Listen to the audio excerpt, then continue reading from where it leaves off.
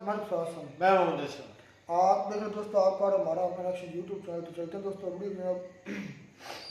Indians will do defence drills on 7 May. Okay, तो कुछ बड़ा होने वाला है। चलो देखते हैं वीडियो, और शानदार वीडियो।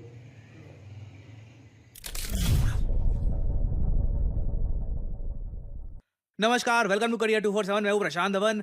मेजर डेवलपमेंट सामने आई है। भारत सरकार बताया जा रहा है कि 7 मई को सिविल डिफेंस एक्सरसाइज कंडक्ट करेगी। बहुत सारी स्टेट्स में देश के सिविलियंस को ट्रेनिंग दी जाएगी कि इनकेस अगर मान लीजिए कोई अटैक होता है, कुछ वॉर के सायरन बजते हैं, तो उस वक्त आपको क्या करना है ताकि देश की बड़ी आबादी पैनिक में ना चली जाए। यहां पे आप देख पाओगे centre asks for security drills in state. ये मैं आपको बता दूं, 1971 वॉर के बाद से हम पहली बार कर रहे हैं। 1971 वॉर में आप अगर जाओगे ना, तो काफी बार जब Pakistani fighter jets Indian air space में घुस जाते थे, एक दो मान लो फाइटर जेट्स घुस जाते थे, तो हमारे कई बड़े शहरों में ब्लैकआउट कर दिया जाता था ताकि पाकिस्तानी फाइटर जेट्स को पता ना लगे कि कहां पर बहुत सारे सिविलियंस रहते हैं, कहां बॉम्बिंग करनी है। हमने हमारी बहुत सारी इंपॉर्टेंट मिलिट्री इंस्टॉलेशंस को कैमोफ्लेज कर दिया था। जी हाँ, इस तरीके से कैमोफ्लेज कर दिया गया था ताकि ये ढकी रहे। इवन ताजमहल को भी बताया जाता है एक बहुत ही बड़े ग्रीन रंग के कवर से ढक दिया गया था ताकि पाकिस्तान की एयरफोर्स उस पर बॉम्बिंग ना कर पाए। और उस टाइम आप अगर देखो, सिविलियंस को साफ साफ बताया गया था कि जब सायरन बजेगा तो समझ लेना पाकिस्तान एयरफोर्स के जो प्लेन है ये गुजर रहे हैं पास से। कोई पटाखा नहीं फोड़ेगा, कोई माचिस की तिली भी नहीं जलाएगा, क्योंकि इससे दुश्मन को इंफॉर्मेशन मिल सकती है। तो वो जो जमाने की मिलिट्री ड्रिल्स थी ना 1971 की, वो हमने उसके बाद लंबे समय तक नहीं देखी। आप नोट करो, 1999 में कारगिल युद्ध हुआ, तब भी ऐसी ड्रिल, सिक्योरिटी ड्रिल्स कंडक्ट नहीं करी गई थी। सीधा 1971 वॉर से लेकर अब हम देख रहे हैं कि यहां पे आप देख पाओगे दूरदर्शन ने यह पब्लिश किया है कि following measures will be undertaken. बहुत सारी स्टेट्स में ये मॉक ड्रिल्स कंडक्ट की जाएगी सिविल डिफेंस के लिए 7 मई को। पहली बात, operationalisation of air red warning siren. ये बहुत इंपॉर्टेंट है। यूक्रेन रशिया वॉर आपने देखी होगी, दोनों जगह एयर रेड वार्निंग सायरन्स का क्रिटिकल रोल होता है। जैसे ही दुश्मन का फाइटर जेट आ रहा हो ना, इमीडिएटली एक एयर रेड सायरन बजता है और लोग कवर ले लेते हैं। एग्जाम्पल के लिए मैं आपको यहां पर दिखा रहा हूं, इधर आप देख पाओगे ये जो वीडियो है ये यूक्रेन की है।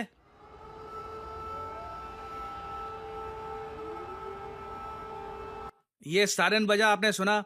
सड़कें बिल्कुल आपको साफ मिलेगी, कोई बाहर नहीं मिलेगा, क्योंकि कुछ पता नहीं है कब क्या हो जाए। अब पाकिस्तानी फाइटर जेट्स, मान लो अगेन देखो, मोस्ट प्रोबेबली जो हमारा एयर डिफेंस सिस्टम है वो पाकिस्तानी फाइटर जेट्स को अंदर नहीं आने देगा। बट कल को कुछ पता नहीं है, कुछ ड्रोन भेज दे।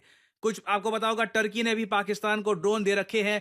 चाइना के भी बताया जाता है सीक्रेटली कुछ चाइना ने ड्रोन भेजे हैं पाकिस्तान को, कुछ रिपोर्ट्स इसकी आई थी। We don't really know Pakistan कल को क्या कर सकता है डेस्परेशन में आकर।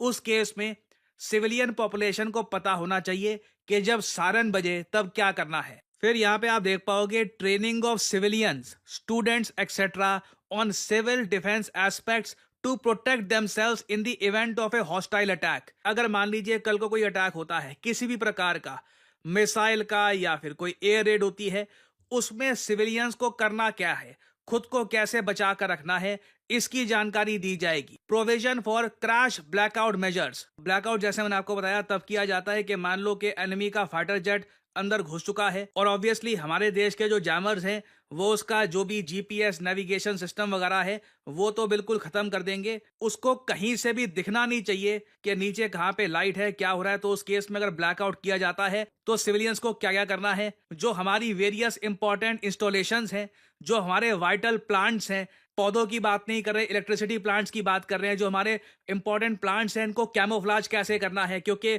कल को मान लीजिए इलेक्ट्रिसिटी ग्रिड पे अटैक हो जाता है, कई इंपॉर्टेंट प्लांट्स पे अटैक हो जाता है, that will be detrimental.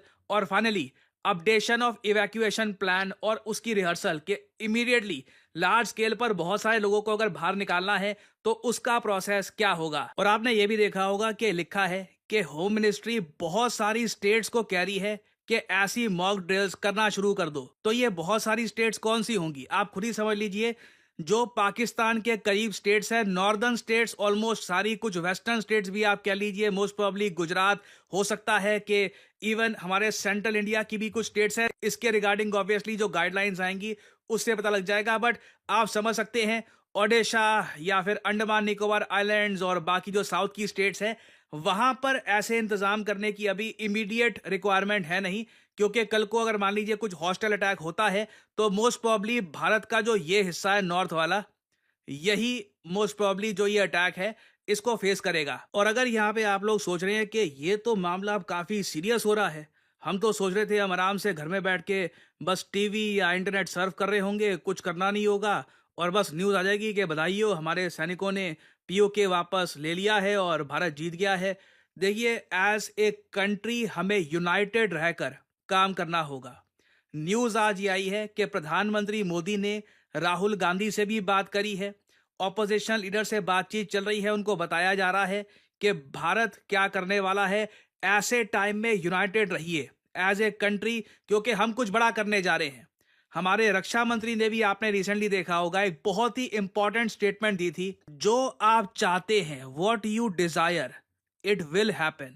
Now हम लोग क्या चाहते हैं? आप में से 100% लोग कहेंगे पीओके या तो वापस लो या फिर कुछ जमीन वापस लो, पाकिस्तान को कुछ एक ऐसा सबक सिखाओ कि आगे से इस टाइप के आतंकवादियों को वो फंड करने से पहले हजारों बार सोचे, कभी फंड ना करे। उनके माइंड में इतना डर बैठना चाहिए कि हमारे निहत्थे लोगों को मारने के बारे में वो कभी सपने में भी ना सोचे। तो ये जो स्टेटमेंट थी ना राजनाथ सिंह जी की कि जो आप चाहते हैं ये बिल्कुल होगा, ये ऑब्वियसली देखिए ऐसा नहीं है कि अपने आप हो जाएगा, इसमें सिविलियन पार्टिसिपेशन की भी आवश्यकता होगी। आप सबको मैं कहूंगा ब्रेव रहिएगा, कुछ भी होता है बीच में तो सरकार की जो गाइडलाइंस हैं वो प्रॉपरली फॉलो करिएगा। और एक काफी मैं कहूंगा अच्छी न्यूज इस बीच ये भी आई है कि कुछ सोशल मीडिया इन्फ्लुएंसर्स और सोशल मीडिया प्लेटफॉर्म्स जो अभी भी नेशनल इंटरेस्ट के अगेंस्ट काम कर रहे हैं, फ्रीडम ऑफ स्पीच, ये जो वर्ड्स है ना, इसके नाम पर कुछ भी बातें बोल रहे हैं, देश के अगेंस्ट बातें कर रहे हैं। इवन दो देश के सिविलियंस अब डिफेंस ड्रिल की तरफ आगे बढ़ रहे हैं, तब भी कुछ ये सोशल मीडिया इन्फ्लुएंसर्स हैं, इनमें से कई तो मैं कहूंगा इतने शेमलेस हैं कि एक बार को प्रोफाइल पे भारत का झंडा लगा देंगे दिखावट के लिए, नीचे कमेंट सेक्शन में आप चेक करोगे पाकिस्तानी भरे होंगे, लव फ्रॉम पाकिस्तान, ये वो डोनेशंस आ रही होंगी, आई मीन, और इट्स जस्ट नेस्टी। मतलब मुझे समझ नहीं आता क्या इन लोगों को कौन सी कमाई करनी है, कौन सा पैसा कमाना है। थैंकफुली लग रहा है कि ऐसे इन्फ्लुएंसर्स के अगेंस्ट काम होगा। उनका कमेंट सेक्शन आप देख लो, पाकिस्तानियों से भरा हुआ है यार। आई मीन, मैं कई बार सोचता हूँ क्या यही रास्ता मिला था क्या कमाई करने का? तो बहुत ही जल्द देखने को मिलेगा जो कंसर्न मिनिस्ट्रीज हैं, ministry of electronics, IT ministry, ministry of IB, ये ऐसे प्लेटफॉर्म्स को टेक डाउन करेगी। क्योंकि देखिए आने वाले समय में ये जो सोशल मीडिया प्लेटफॉर्म्स हैं ये अराजकता फैलाने का काम कर सकते हैं। पाकिस्तान की साइड से जो न्यूज आउटलेट्स हैं उनको तो हमने बैन कर लिया है, मगर जो ये थोड़े बहुत सोशल मीडिया इन्फ्लुएंसर्स हैं इनको भी प्रॉपरली बताने की जरूरत है कि कुछ समय आता है देश की हिस्ट्री में जब आप यूनाइटेड रहकर देश के पीछे खड़े होते हैं और मिलकर एक एफर्ट किया जाता है। उस टाइम फ्रीडम ऑफ स्पीच की आड़ में आप एंटी नेशनल बातें नहीं करोगे, आप नेशन के अगेंस्ट बातें नहीं करोगे। तो मोस्ट प्रॉब्ली कल तक हमको और डिटेल्स मिल जाएंगे कि कौन कौन सी स्टेट्स में ये हम डिफेंस एक्सरसाइजेस करेंगे, सिविलियंस को हम क्या क्या बातें बताएंगे, ये बहुत इंपॉर्टेंट होगा। मैं आप सबको सजेस्ट करूंगा जब ये सामने आए डिटेल्स प्रॉपरली इनको पढ़िएगा, इनको स्टडी करिएगा, कब बहुत ज्यादा ये काम आ जाए you will never know. Now finally यहाँ पे आप लोगों से मैं क्वेश्चन पूछूंगा। क्वेश्चन ये है कि वो कौन सी स्पेस एजेंसी है जिसने रिसेंटली डॉग फाइट, मतलब कि अंतरिक्ष में लड़ाई के मनूवर्स के एक सैटेलाइट को कल को अगर मान लो मूव करना है, अटैक करना है अंतरिक्ष में at a speed of 29,000 kilometre per hour, तो वो हम कैसे कर सकते हैं? किस स्पेस एजेंसी ने recently space dog fight conduct करी है at a speed of 29,000 kilometre per hour? ये है यहाँ पे आपकी ऑप्शंस, इसरो, नासा, जेएएक्सए या सीएनएसए। इसरो ऑब्वियसली भारत का है, नासा यूएस का, जेएएक्सए जापान का और सीएनएसए चाइना का। कमेंट सेक्शन में करिए उत्तर, जो लोग देंगे सही आंसर उनकी कमेंट को मैं दे दूंगा हार्ट, ताकि बाकी लोग समझ पाएं कि सही उत्तर क्या है। क्या आपने सोचा है कि भारत में on an average best paying jobs किस सेक्टर में होती है? मैं उस आदमी की बात नहीं कर रहा कि एक या दो तीन लोगों को करोड़ों का पैकेज लग गया, मैं यहाँ पे बात कर रहा हूं ऑन एन एवरेज इंटरेस्टिंगली इस पर आप गूगल करेंगे तो आपको बहुत सारे ऐसे आर्टिकल्स दिख जाएंगे जहां पर साफ साफ लिखा होगा जो बेस्ट पेइंग जॉब्स भारत में होती हैं ये सरप्राइजिंगली आज के समय आ रही हैं बैंकिंग एंड फाइनेंशियल सेक्टर में, जिसको हम BFSI कहते हैं। और अगर आप एक फ्रेश ग्रेजुएट हैं, फाइनल ईयर स्टूडेंट हैं, वर्किंग प्रोफेशनल हैं, तो आपके सामने एक बहुत अच्छी अपॉर्चुनिटी है। आप अपना करियर बिल्ड कर सकते हैं as a retail banking manager, wealth manager, financial advisor, relationship manager या फिर इवन एन इन्वेस्टमेंट एनालिस्ट। और इस फील्ड में अपना करियर किक स्टार्ट करने के लिए करियर 247 आपके लिए लेके आया है retail banking and wealth management course, जहां पे आपको banking foundation, retail banking products क्या होते हैं, फाइनेंशियल एडवाइजरी के बारे में प्रॉपर जानकारी दी जाएगी और साथ ही साथ खुद को प्लेसमेंट रेडी कैसे करना है उसमें भी आपको गाइडेंस दी जाएगी। और इस कोर्स की सबसे खास बात यह है कि इस कोर्स में आपकी परफॉर्मेंस अच्छी रहती है, आप अटेंडेंस प्रॉपरली अपनी यहाँ पर देते हैं, तो कोर्स के एंड में हम लोग अपनी तरफ से पूरी कोशिश करेंगे कि आपको एटलीस्ट 2 इंटरव्यूज मिले। और अगर आप सोच रहे हैं कि इस फील्ड में इवेंचुअली कहाँ आप काम कर सकते हैं, टॉप रिटेल बैंक्स में एक्सिस, PNB, SBI, HDFC, हर जगह आज के समय आप अगर देखें दे नीड बैंकर्स। सिमिलरली ना सिर्फ बैंक्स, इवन जो NBFCs हैं वहां पर भी आप काम कर सकते हैं। जो वेल्थ मैनेजमेंट फर्म्स हैं जैसे कि मोतीलाल ओसवाल, फ्रैंकलिन टेम्पल्टन, वहां पर भी आपका करियर ओपन हो सकता है। BFSI सेक्टर में आप देखोगे कॉन्स्टेंटली ग्रोथ हो रही है क्योंकि तो ये दोस्तों वीडियो भी खत्म। लो ये तो कुछ करने वाला है अभी बड़ा। आई थिंक कुछ अब ऐसा होने वाला जो मेरा ख्याल में हिस्ट्री में पहले कभी नहीं हुआ। ये जो खामोशी है ना इंडिया की तरफ से, ये किसी तूफान का पेश खैमा है, को बहुत बड़ा तूफान होने वाला लगता है। ये मतलब पाकिस्तान तो अपनी तरफ से कह रहा है कुछ नहीं है, ये है वो है फलाना टमकाना, लेकिन मुझे लगता है कि बहुत बड़ा पाकिस्तान वो अवाम ही बोल रही है भाई, जिन्होंने तैयारी करनी वो तैयारी कर चुके हैं। वो भी कौन आर्मी जो है हमारी क्या तैयारी यही है लड़ाई के लिए, जो तैयारी उनको मखौल लगती है वो उन्होंने की हुई है। 4 इसका दिन मतलब की ये नहीं है सिर्फ 4 दिन की आर्टिलरी है आपके पास, जो भी है भाई वो अब उन्होंने जो मामला हुआ है वहाँ पे अब उसका मुकाबला तो करेंगे, जो भी हुआ देखा जाएगा। फिर मुझे तो ये भी सुनने में आया कि जो है ना हमारे PM शहबाज शरीफ, उसने रब्ता करने की कोशिश की है प्यूतन से कि मोदी को रोको। मैंने ये न्यूज़ भी सुनी है। अंडरग्राउंड ये चीज़ें चल रही हैं। एक अंडरवर्ल्ड होती है ना, एक तो ये वर्ल्ड है जो हमारे सामने न्यूज़ है। कुछ चीज़ें होती हैं जो अंडरग्राउंड चल रही होती हैं, उसको कहते हैं अंडरवर्ल्ड। अंडरग्राउंड। हाँ, तो मेरे सुनने में आया कि शहबाज शरीफ ने आपको पिछले जराये के जरिए से पता चला? हाँ, मेरे कबूतर जो है ना वो भाई ऐसी तो काफ़ी इंडिया की तरफ से भी सुनने को मिली है कि भाई आलोक सर की वीडियो में सुना है कि उन्होंने कहा है कि भाई ये अमेरिका के मिन्नत समाजत कर रहे हैं कि इंडिया को मेजर गौरव आर्या ने कहा। चाइना भी गए हैं, तुर्की भी गए हैं कि भाई रोको इनको ये हमें ले जाएगा, ये घुस जाएगा, ये होगा। ठीक है भाई, आप एक बड़ी इकोनॉमी है, बड़ी मईशत है, बड़ा मुल्क है, तो उसका मतलब ये नहीं है कि आप पाकिस्तान को खा जाएंगे।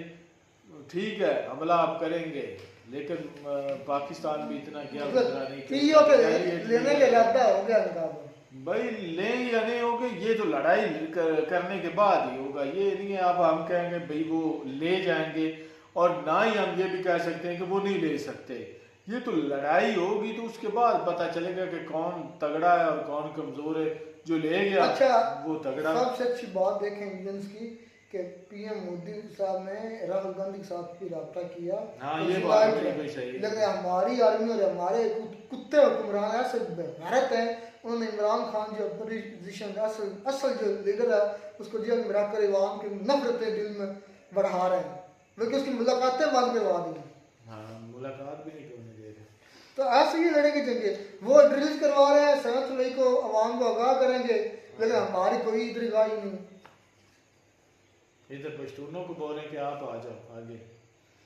मतलब आगाही होनी चाहिए ना कि आपने जंग लगी है तो ये करना है, इस वक्त ये करना है, ये करना है, ऐसा करना है, ऐसा नहीं करना, जिस तरह इंडिया करने जा रहा है, हमें भी इंफॉर्मेशन होनी चाहिए। उनको सिर्फ इमरान खान को चुप कराओ, इमरान खान को दबाओ, जो कोई दूसरा सच बोल रहा है उसको उठाओ, उसको मार दो, बोलने दो, यूनाइट मत हो, बस जोर जबरदस्ती घास जमाओ और उठा लो, चुप करवाओ। ऐसे जंगें नहीं जीती जाती, ना लड़ी जाती हैं। अवाम आपके साथ नहीं है, आपने क्या जंगें लड़नी है। लेकिन मुझे हैरत होती है कि राहुल गांधी को भी मोदी साहब जो है वो हाँ साथ जी। लेकर जा रहे। ये असल होती है जब लीडरशिप ये है। ये होती है जब आपके मुल्क पे मुश्किल आए तो आप सारे इकट्ठे हो जाएं, हाँ जी। चाहे एस्टेब्लिशमेंट हो, चाहे हुक्मरान हो, चाहे जो अपोजिशन वाले हों, ये सारे एक पेज पे हो जाएं।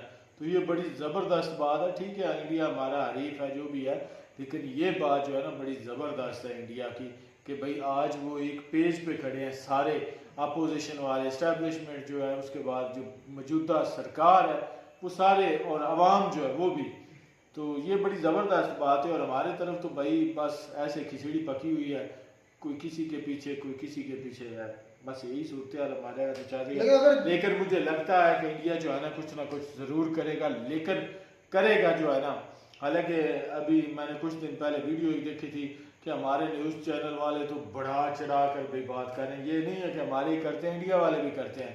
तो वो वहाँ पे न्यूज़ चल रही थी कि देखो भाई इंडिया का जो जहाज़ है, इंडिया का जो फाइटर जेट है, वो रनवे कह रहा हूँ, किसी मेन रोड जो है, मेन रोड हाईवे पर उतारने की कोशिश कर रहे थे, लेकिन वो उतार ही नहीं गया। वो थोड़ा सा ज़मीन से के साथ आया फाइटर जेट और फिर उसने दोबारा उठा लिया। तो इसको बोल रहे हैं कि निकामी होगी जी इंडिया की, इंडिया निकाम हो गया, अपना फाइटर जेट जो है वो हाईवे पे नहीं उतार सका। तो ये ऐसी छोटी छोटी बातों पे वावेला मचाना, तो ये बड़ी कहने की चीप सी हरकत होती है।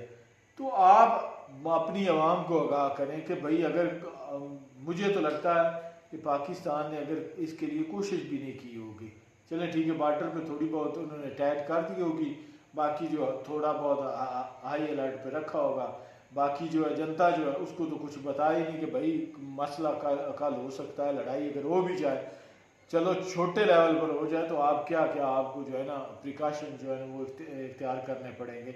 ये तो हमारी हालत है।